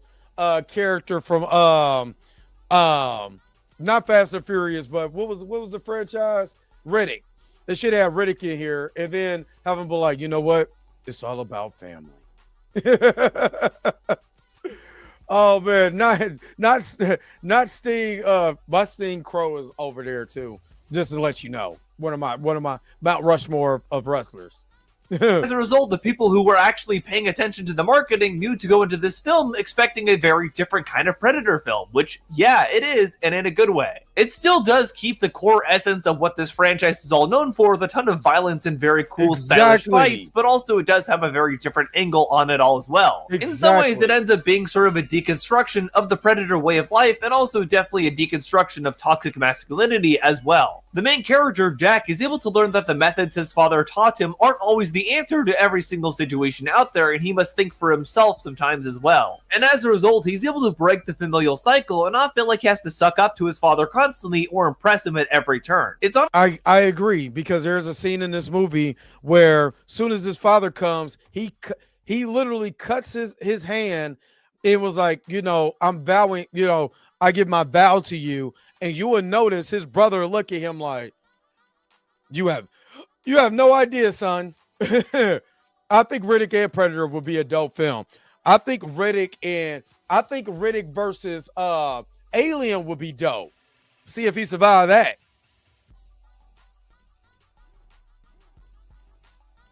Oh wow. All right. Honestly, a really great message that still keeps in line with a lot of the things we've seen in previous Predator films. So, no, this film taking a slightly different approach to the Predator franchise does not ruin it whatsoever. Honestly, go watch the original Predator, then skip straight to this thing and just think about what you've witnessed. The difference in tone, style, and intent is more jarring than taking an F1 car to 200 miles per hour and throwing it into reverse. It's insane to think these two movies even belong to the same franchise. Yeah, no shit, Sherlock. It's almost like those films were made by two different directors and also came out 40 years apart. Apparently, a concept that Drinker has yet to understand is difference of directorial intent. Two different directors can make two different films in the same franchise and have them feel totally different, and that's completely okay. That's what keeps franchises fresh and interesting, especially franchises that have been around as long as Predator, starting all the way back in the 1980s. While Drinker apparently thinks he's gotten some sort of knock against the film with this, he really hasn't, and he apparently doesn't realize that either. I'm about to say a buddy cop film like Predator, where you shouldn't have any jokes, but then you go back and watch the 1987 Predator film and there's nothing but jokes. Man, I guess it's because it's manly jokes, because I'm not gonna lie, the way that he really defends men, I mean, he's really defending men. I mean, look at that look. He looks like he's looking at a man right now. He really wants to defend. He wants to defend a lot. I'm going to take a commercial break because I got to switch my I gotta charge my my headphones. And I got to switch them. So I'll be right back with more of the Dre Max Show. Give him that D, Drinker.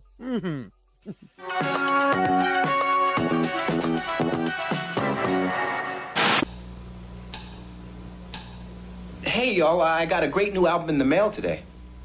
I don't like the way the honey sauce dripping on my chicken wings, my chicken wings. I got the honey soul, the honey souls for your chicken wings, for your chicken wings, yeah. This is a fantastic album, man. Let me borrow it. No, my brother. You've got to buy your own. We now return to the Transformers. All right, I had to put my big headphones on until I got until I got the got my AirPods. I fell asleep with my AirPods in my ear. All right, let's keep going. I hate these too because these crackle a lot. So bear with me until I get those things going. All right, let's keep going. Surprise. Quippy humor. Hold on. And animal sidekicks absolutely. Hold up. Can y'all hear? For some reason now I can't hear. I can't hear the video for some reason. I can hear this. Why can't I hear? Do not belong anywhere near a Predator movie. I mean, why do you think Shane Black's film was such a gigantic cluster?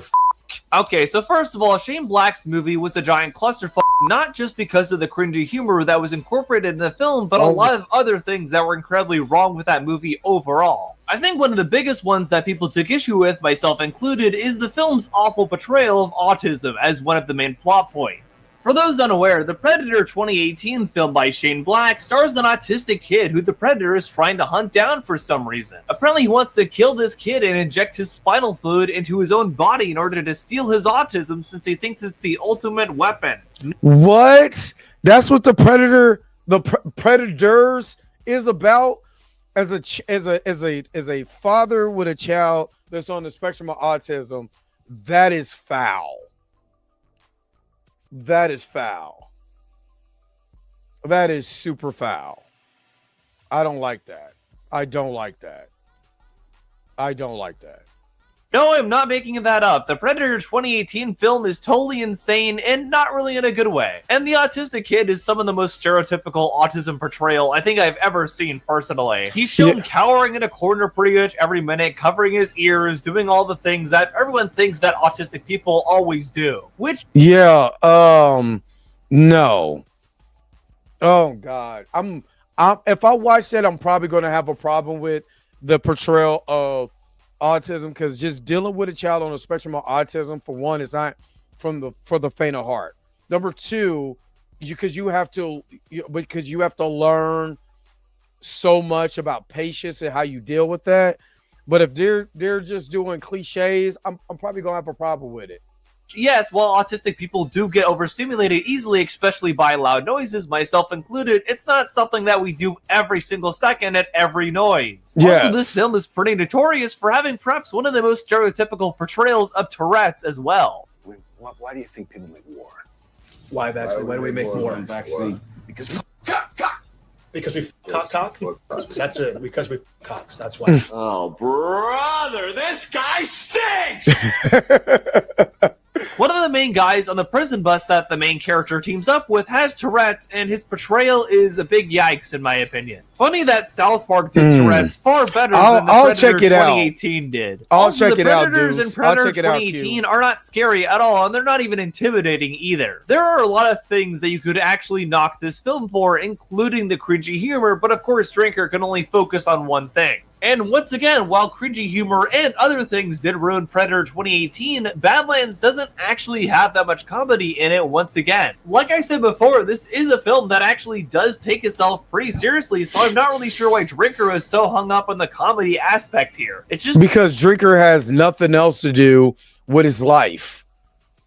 Well, let's just be honest. Drinker has nothing else to do with his life, so the only thing he could do is make this stuff for his audience, because he knows his audience is not smart enough to actually, comprehend what's going on. Let's just be honest. That's what it really is. Let's keep going.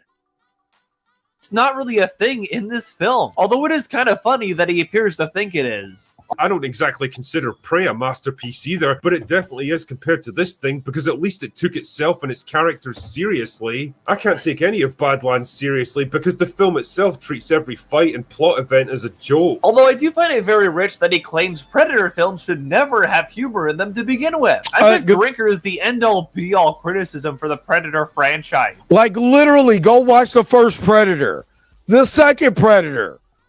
This is something that's very notable about grifters as well. They will often speak as though they're the sole voice for these kinds of movies or franchises to begin with. Well, exactly. I hate to say it, Drinker, but it seems everybody else has already spoken. Because the film itself treats every fight and plot event as a joke. Nope, not really. Every fight in this film is incredibly intense because it's showing just how hostile this planet is towards anyone like Deck. It's meant to directly show the audience just how insanely hard it is for anything to live on this planet to begin with. Sucks. Every creature that Deck fights on this planet is incredibly brutal and vicious, and the fights are very visceral too. In no way, shape, or form are any of these fights shown as a joke. I also love how he doesn't even bother to elaborate on how he thinks any of the fights are a joke at all. He just says that and moves on. Because ultimately he knows this isn't true, but he hopes his audience will just believe him at face value without actually watching the movie for themselves. What if a lot of people just watch this literally because this is just their entertainment? It's almost like they're baddies or Bad Girls Club or whatever people watch today. You know, they're true crime. They just watch it because they know it's a train wreck.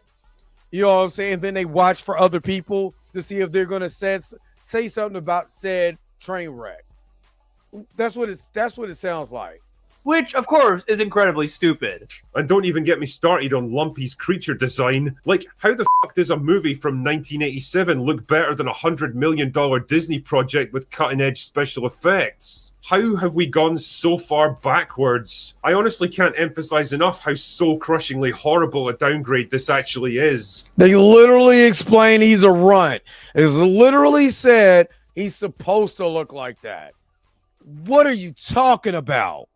Okay, first of all, he is supposed to look weaker than all the other Predators because he is the weakest of his clan, and that's a major plot point in this movie. But even outside of that, pretty much every Predator we've seen in these films has a different character design, and there's been a big variety to that as well. Like, compare the Predator in the very first film to the Berserker Predators in the 2010 film, or even just comparing those to the upgrade Predator in the Predator from 2018, or to the Feral Predator from Prey, or comparing any of those to the three incredibly distinctive designs that we got for all the Predators in Predator Killer of Killers. This series has always introduced cool new designs for each of the Predators, so why is this any different here? This is just keeping in tradition with the franchise and also making sure to make the Predator look weaker as to keep in with the main themes of this movie and also the main plot. I really don't know how you miss any of this. Then there's just the stuff that's straight up irritating, the biggest of which is by far Quirky Android Lady.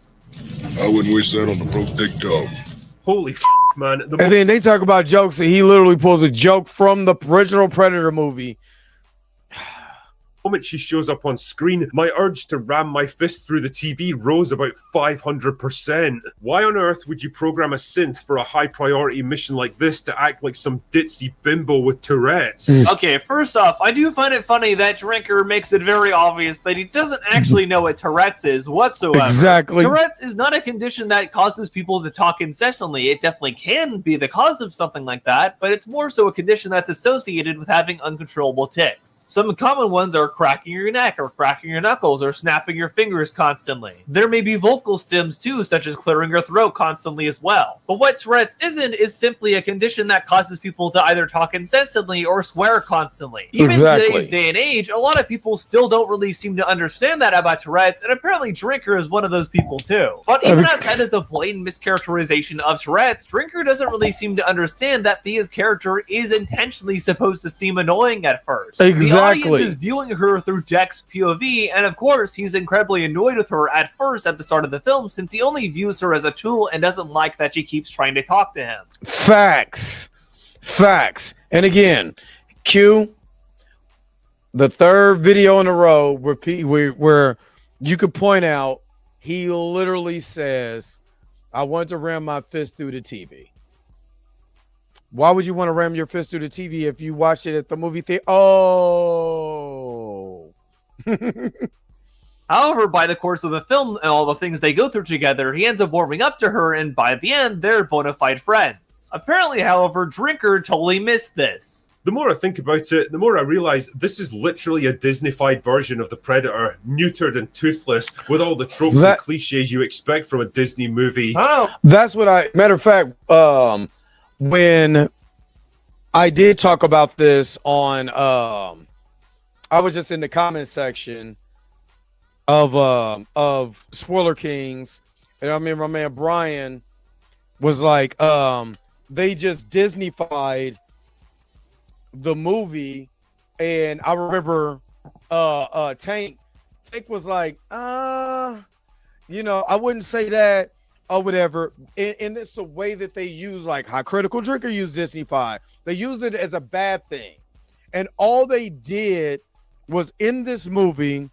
replace blood and guts with motor oil so you could get more kills, all of that in this movie, and again, usher in a new audience. Again, would you be surprised if they had toys to this? No, I would not be, because again, we had toys of Predator, Aliens, Terminator, all kinds of Last Action Hero, doesn't matter, all kinds of stuff we shouldn't have had.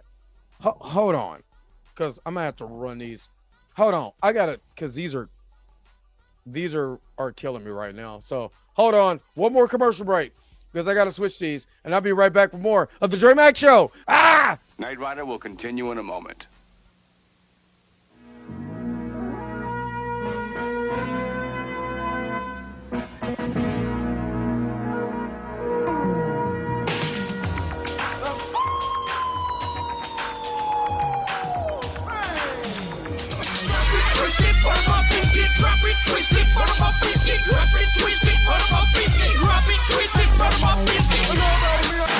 Them biscuits I smell, Mom. That's my Hungry Jack. Tommy takes one of them. Them my mama biscuit. Them my mama biscuit. Switching to Geico really save you 15% or more on car insurance? Does a 10-pound bag of flour make a really big biscuit?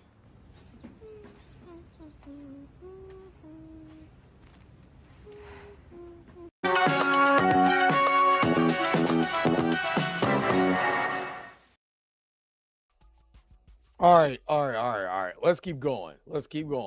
Really? So you're trying to claim that Disney totally neutered the Predator franchise and made it completely safe and overly marketable? Well, I think both Prey and Predator Killers have a lot to say to you there, buddy. Exactly.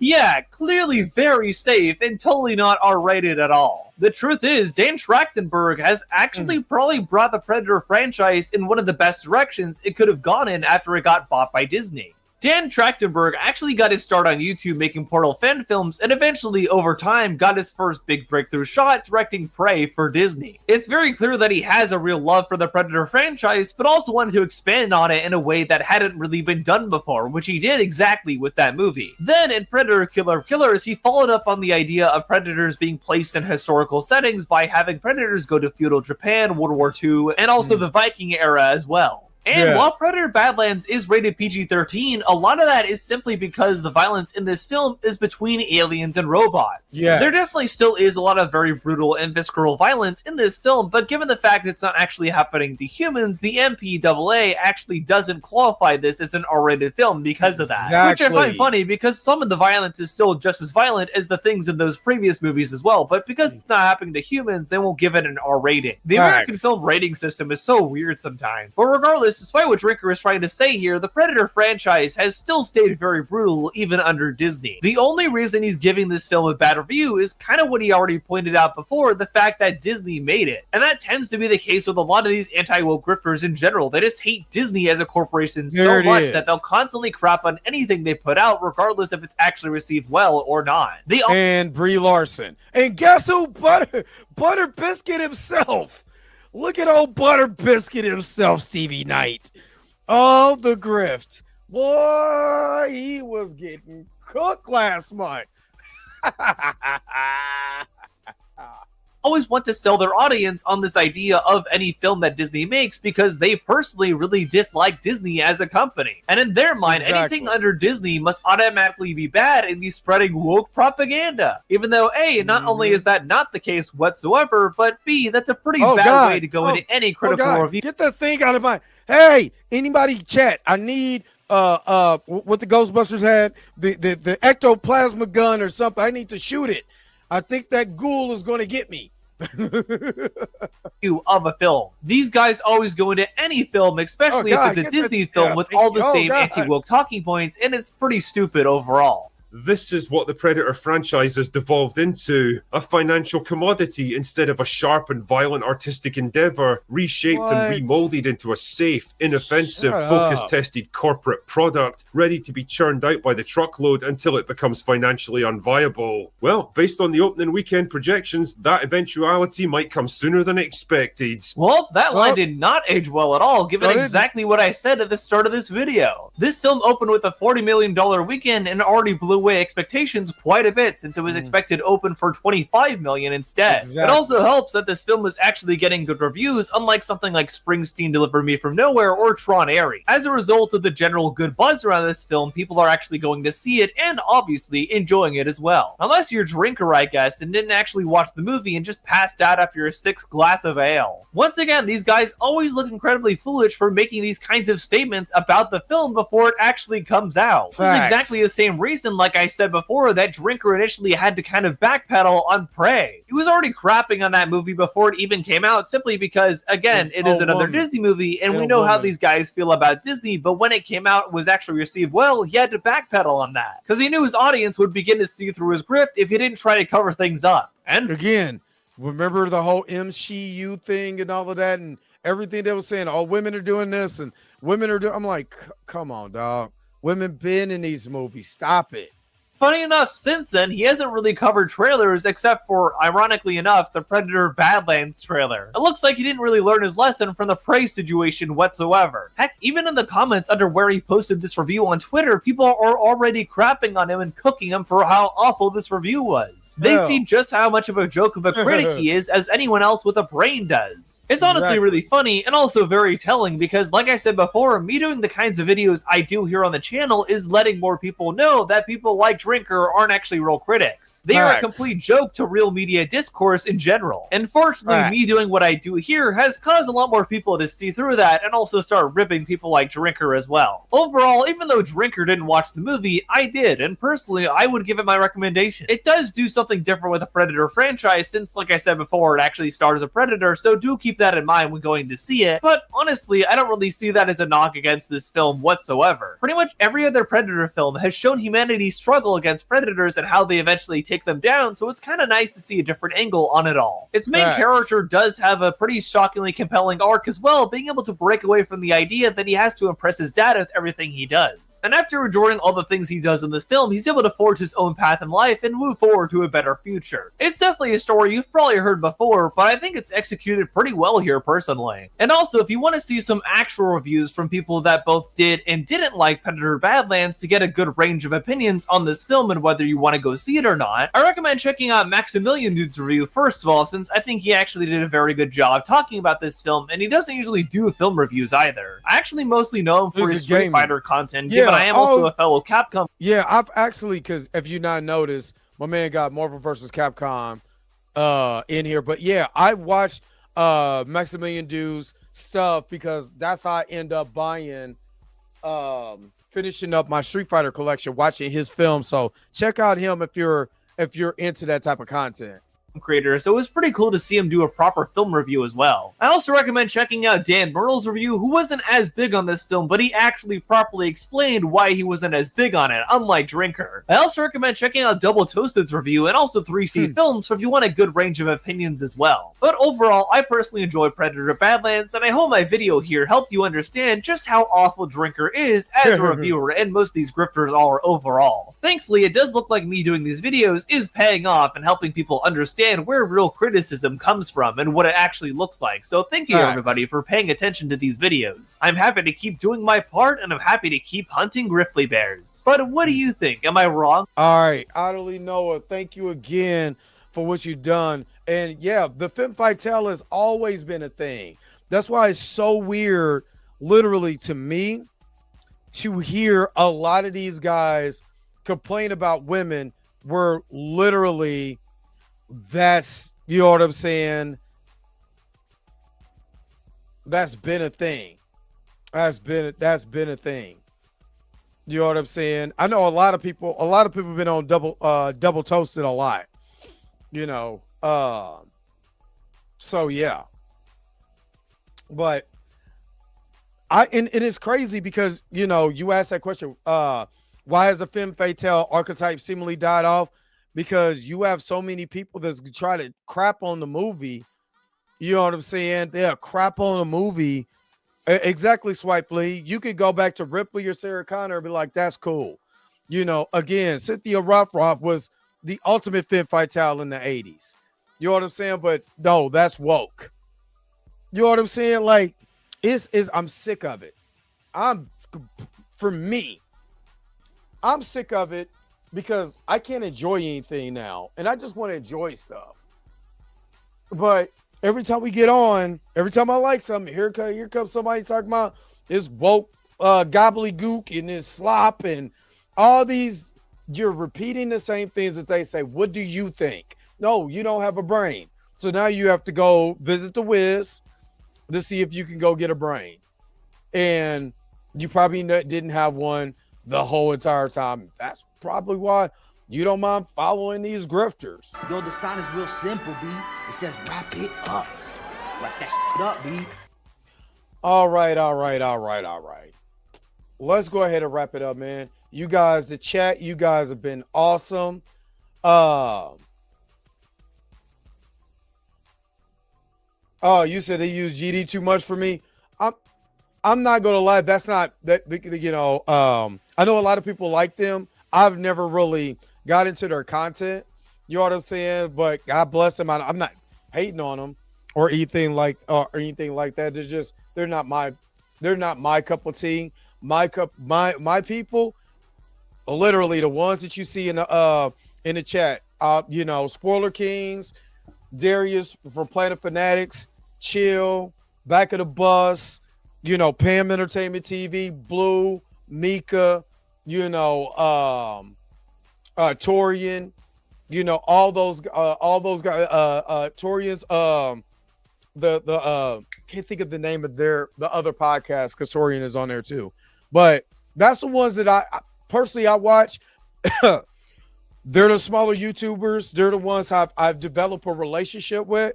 You know what I'm saying? So I try to watch them as much as possible. You know what I'm saying? So yeah.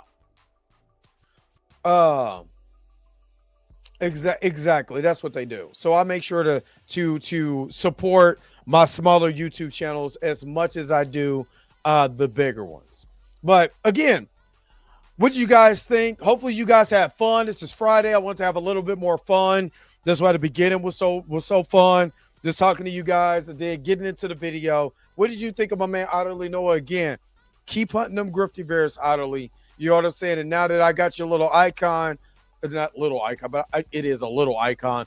But I got your icon for the thumbnails. You know when I'm doing your video by checking the thumbnails. All right. Let's get up out of here, man. Enjoy your weekend. Don't forget to like, share, and subscribe. Don't forget to hit that bell notification so you can never, ever miss one of my videos again. Until next time, I'm going to holler at you guys later. Peace and vibe power, man. Enjoy your mother weekend. Where's my outro at? Because you already know if it's up to these, I mean, you know, with the grifters, they won't like it. But if it was up to me, you already know. I gotta go. Wait a minute. You're telling me the video's over? What? Okay, I guess so. If you have came to this portion of the video, thank you so very much for sticking to the end. Don't forget to like, share, and subscribe. Don't forget to hit that little bell notification so you never miss one of my videos. And if you really want to, you don't got to, go ahead and follow the social media links that's down below. Until next time, I'll holler at you guys later. Peace and Bob Hire, y'all. Y'all take care of y'all self.